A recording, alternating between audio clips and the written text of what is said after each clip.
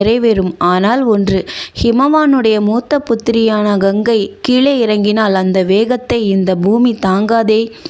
அதை தாங்கக்கூடியவன் உமாபதி ஒருவனே. அவனை குறித்து தவம் செய்வாய் என்று சொல்லி உடன் வந்த தேவகணங்களுடன் மறைந்தான். மறுபடியும் பகீரதன் நீண்ட காலம் அன்ன ஆகாரமின்றி கடும் தவம் செய்து உமாபதியின் அருளை பெற்றான். பரமசிவன் பிரத்யக்ஷ தரிசனம் தந்து, உன் விருப்பம் நிறைவேற்றுவேன். மலைராஜன் மகளாகிய கங்கை இறங்கும் பொழுது என் தலையில் அவளை தாங்குவேன். அவள் உனக்கு அருள்வாளாக என்றார். பரமேஸ்வரன் பகீரதனுக்கு இந்த வரத்தை தந்ததும் பிரம்மா சொல்லியிருந்தபடி கங்காதேவி இறங்கினாள். தன் முழு வேகத்துடன் ஆகாயத்திலிருந்து கீழே மகாதேவனுடைய சிரசின் மேல் விழுந்தாள். தன்னுடைய அபார வேகத்தால் சங்கரனையும் தள்ளிக்கொண்டு நேராக பாதாளம் போவேன் என்று அவள் எண்ணினாள். அவளுடைய கர்வத்தை அடக்க வேண்டும் என்று முக்கண்ணன் உத்தேசித்தார். அதன்படி நினைத்த மாத்திரத்தில் தலையில் இறங்கிய பவித்திர ஜலப்பிரவாகம் அவருடைய பெருஞ்சடையில் அகப்பட்டு கொண்டு வெளியில் வர முடியாமல் நின்றுவிட்டது. எவ்வளவோ முயன்று பார்த்தாள். ஆயினும் இமயமலை சுரூபரான மகாதேவருடைய சடையின் குகைகளில் நின்று வெளிப்பட்டு வந்து பூமியில் இறங்க முடியாமல் திகைத்து போனாள்.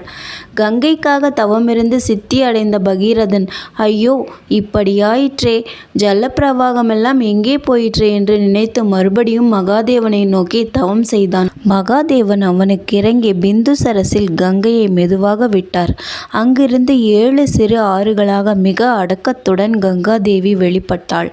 3 ஆறுகள் கிழக்கு முகமாகவும் 3 ஆறுகள் மேற்கு முகமாகவும் சென்றன. 7வது ஆறு பகீரதன் பின்னால் சென்றது. பகீரதன் மகிழ்ச்சி பரவசமானான். தலைமுறையாக காத்திருந்த தன் மூதாதையர்களுக்கு நற்கதி உண்டாயிற்று என்று அவன் மனம் பூரித்தது. வெற்றி தேர் ஏறி முன் சென்றான். கங்கை ஆறு அவனை தொடர்ந்து துள்ளி குதித்து பெரும் பிரவாகமாகி சென்றது. ஜலத்துடன் பல ஜந்துக்களும் பறவைகளும் விளையாடி கொண்டு செல்ல மின்னல் பாய்வதைப் போல விளங்கிற்று. அந்த மகத்தான காட்சியை காண தேவ கந்தர்வ கூட்டம் ஆகாயத்தில் கூடிற்று.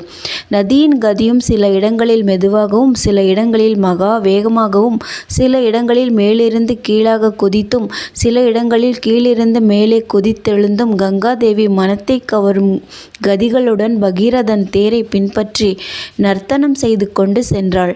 ஆகாயத்தில் தேவ கந்தர்வ கூட்டங்களும் நதியின் கூடவே சென்றன.